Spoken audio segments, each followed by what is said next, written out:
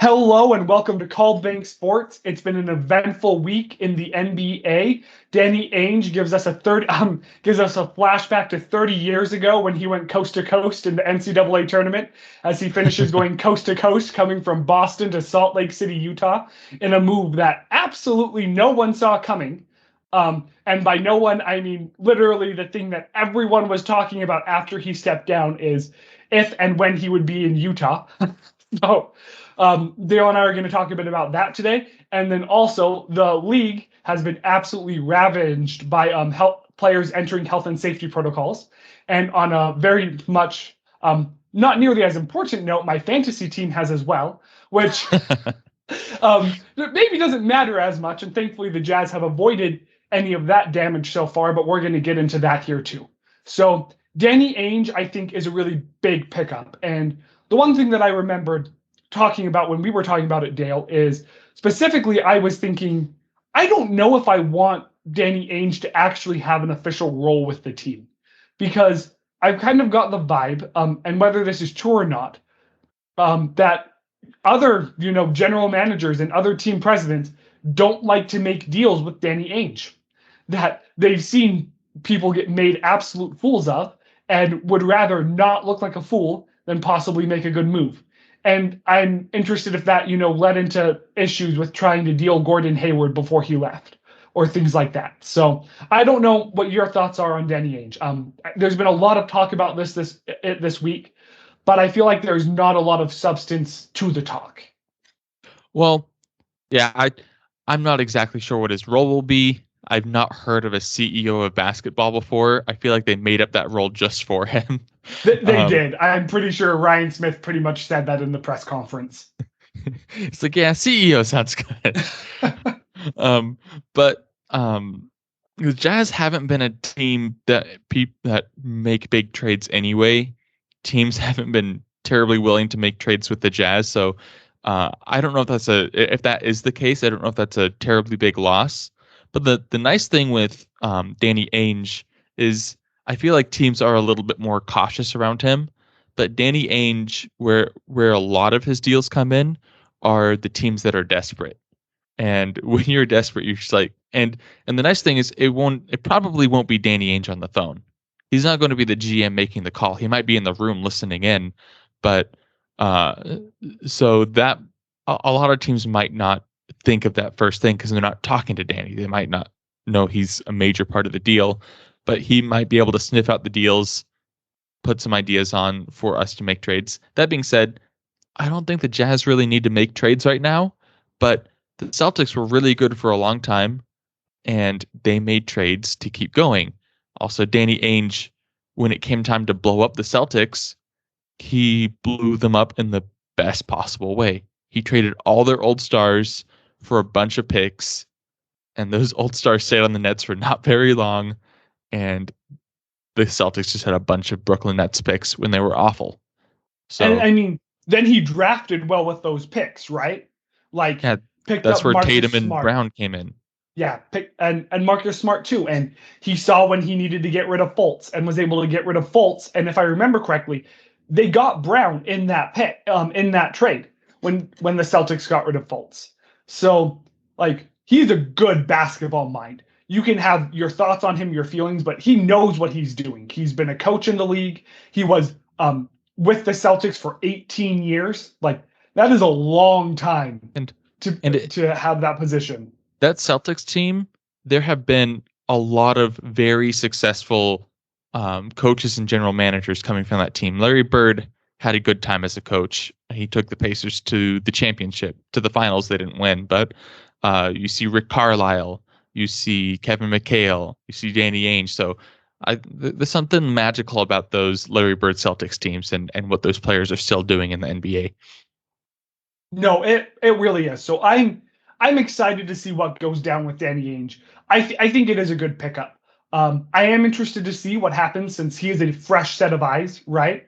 And he apparently he said he's watched every game this year, so he's also coming in well experienced at every Jazz game.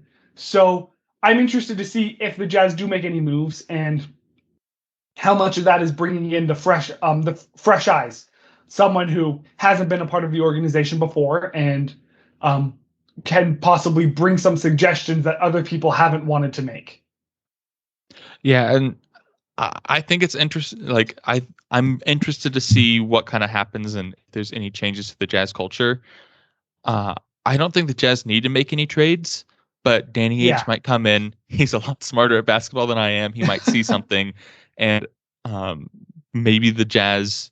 And there's starting to be some really good players made available right now. So maybe the Jazz are looking to make a trade. So maybe we'll make a trade video in a few days. I don't think the Jazz are playing in a way that they need to, but there's always room for improvement. So if for those of you who are listening, if you have any ideas of trades that you think might be a good idea for the Jazz to look into, leave it in the comment section. We can have a conversation about that. Yeah. And I mean, like you said, I would expect a trade sooner rather than later if the Jazz are going to make one. Look at the Jordan Clarkson deal. Like, they made that in December. They did not wait remotely until they were not even close to the trade deadline.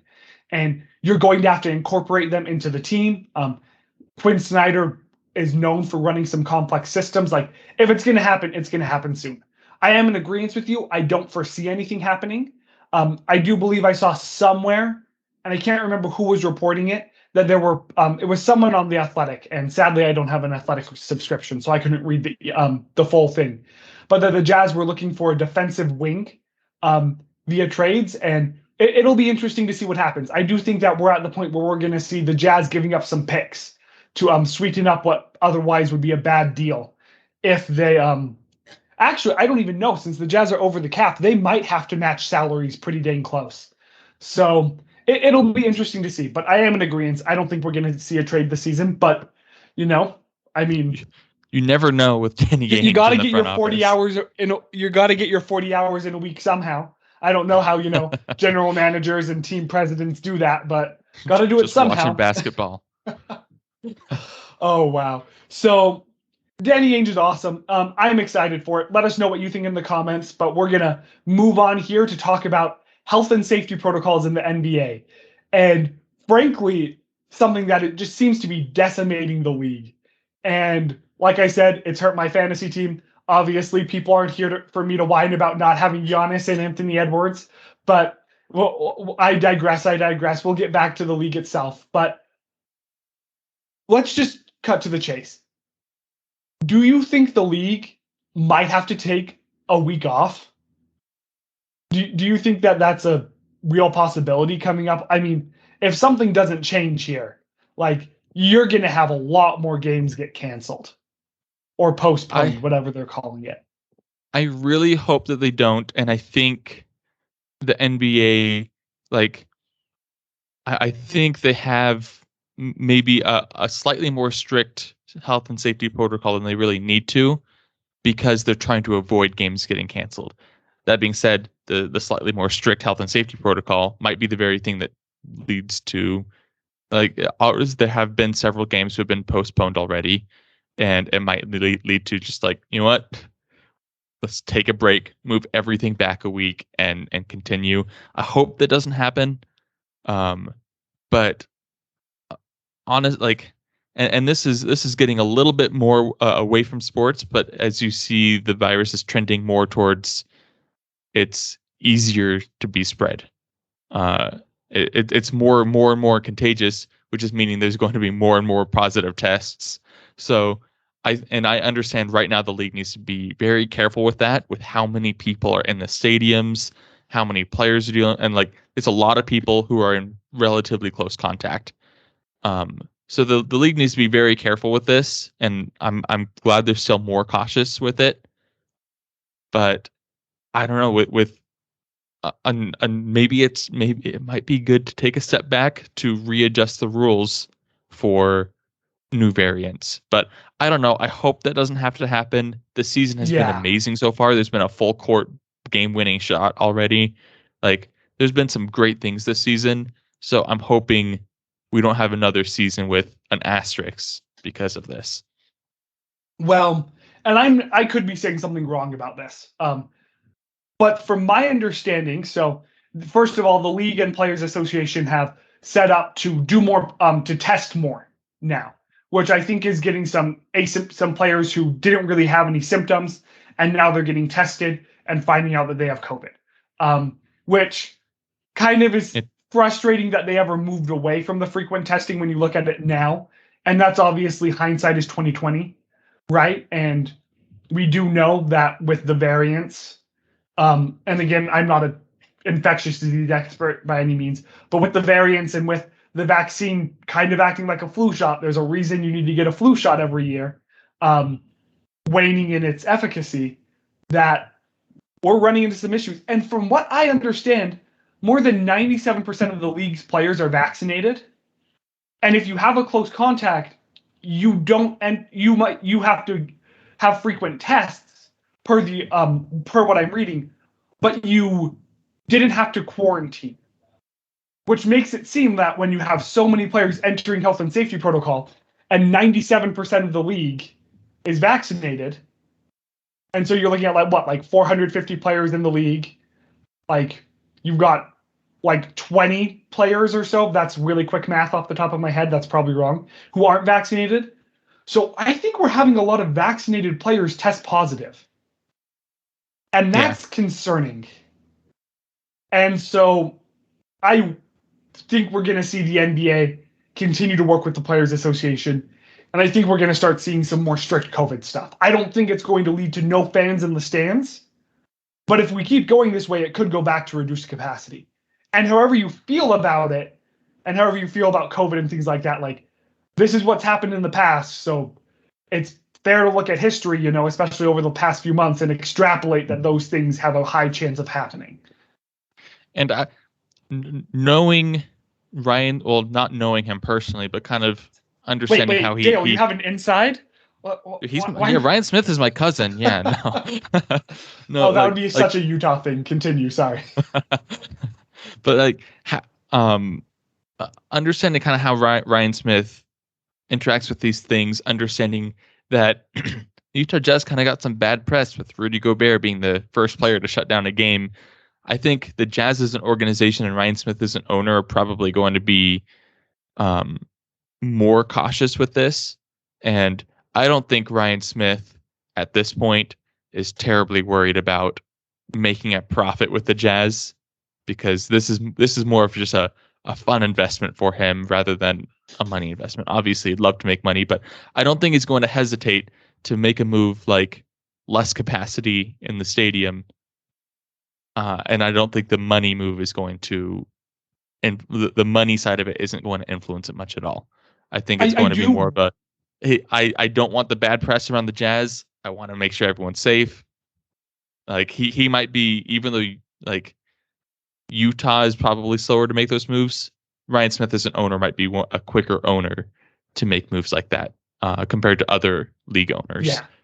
I do wonder though, like he went into the luxury tax, like he went whole hog, they are all in. So I do wonder how much that might be a concern. Like what's going to happen to the Jazz? I mean, Ryan Smith is rich. Like, let's get that out of the way. But I mean, he sold Qualtrics to get rich. So it's not like he's sitting there like raking in a bunch of money from Qualtrics. Like I don't know everything about his finances, and to be honest, I know nothing about his finances. But how much of that was his accountant's my cousin that he had?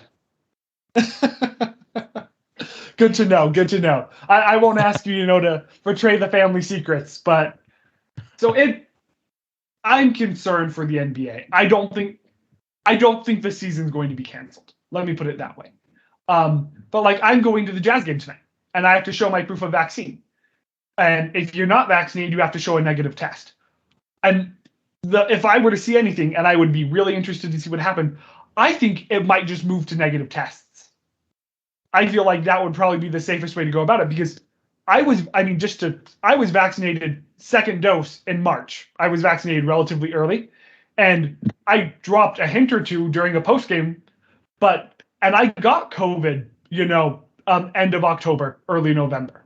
And that was feeling like I was being relatively safe.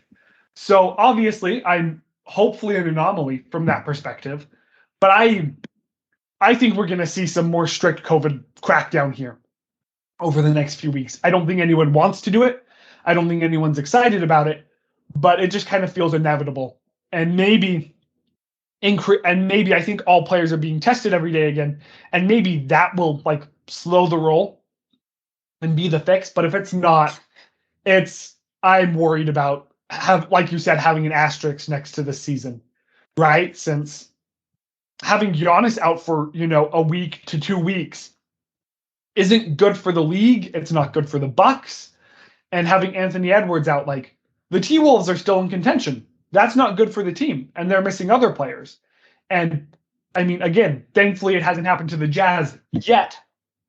And maybe Donovan Mitchell and Gobert are more concerned, but it still feels like a yet to me, at least. Yeah, when I heard that you said that the T-Wolves were still in contention, I thought you said right after that that's not good for the league. I was like, yeah, You're right. The T-Wolves should be bad. I can't knock on small markets like that. Can't do that. Can't do that from a Utah perspective. If I was one of those Lakers reporters, maybe I'd say that and be fighting to get into the T-Wolves in Seattle. But on a tangent, I finally went to Seattle and realized where the Supersonics played, and it is a beautiful, it's right by the Space Needle.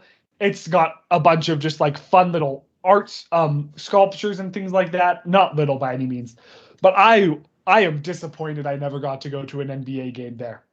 I think the Trailblazers should move there, because I would much rather go to Seattle than Portland. Fair enough. It's a bit easier to get to Portland from Utah, a bit more reasonable of a drive, but it's going to be rough for the league, no matter what. And I think that it's already rough right now. But I've kind of been rambling. Hopefully, everything I said has made some semblance of sense. And a lot of this episode is speculative. We're just here's what we guess Danny Ainge will do, and from what we're seeing around the league, we might have a brief shutdown again, which I think the NBA is doing whatever they can to avoid it. But if that happens, last time the NBA shut down, they had no clue what to do. It was the season was delayed for months. And I think if it comes to that, the league has been through it once before. They can probably cut it down to 2 weeks and have everything in place in 2 weeks for the season to just say, okay, everyone just go stay in your houses for 2 weeks, get healthy, and then come back and we'll continue. And there might be some concerns there with I don't know, 2 weeks off of if they have people quarantine and have to stay in their houses and they can't work out the same way, there might be some injury issues coming up, but I don't think 2 weeks is long enough to really have a major issue there. I don't know. I know the NBA is going to try to avoid that, but well, I think the biggest concern, like you said, it might be trending in that direction, is Christmas Day coming up, right?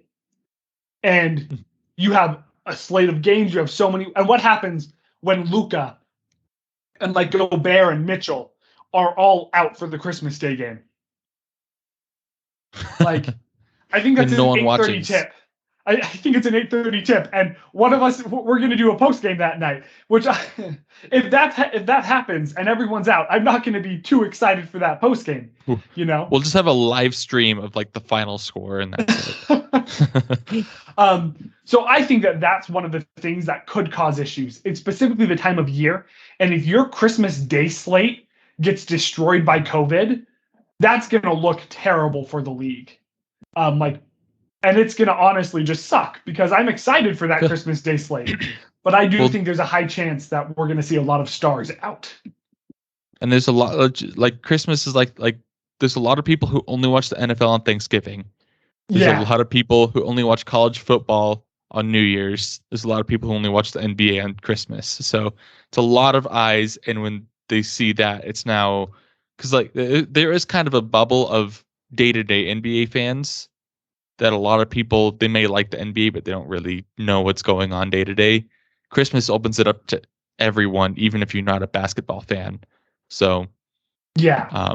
It's probably not as big as Thanksgiving in football, but it opens up much more publicly that if there's an issue like that, there will be a lot more pressure on Adam Silver to make a bigger move. No, there definitely will be, and let us know what you think in the comments. We are not opening up the comments for a vaccine, COVID-19 fight or debate. Just to be upfront, I'm going to delete those. But if I said something wrong, or if you want to provide some insight on what you think is going to happen in the league, please let us know. Also, I'm going to acknowledge that Utah State is playing today, because I forgot to wish them luck when they played San Diego State, and they were the only They didn't team need it. They were the only. The teams I wished luck all lost. I didn't wish Utah State luck, and they won. So I will acknowledge. We need to cut this part out of the video. We need Utah State to win. No, I'm acknowledging that Utah State is playing. I will not wish them luck because apparently that didn't go well last time. So thank you for everyone. Oh, and BYU's playing today too, I think, or sometime soon. I don't know. Thank you guys for watching. We really appreciate the support. We'll be getting you post games all this week. Not sure if we'll get an episode out on Christmas Eve, but we'll see what happens. So thanks again, and go Jazz.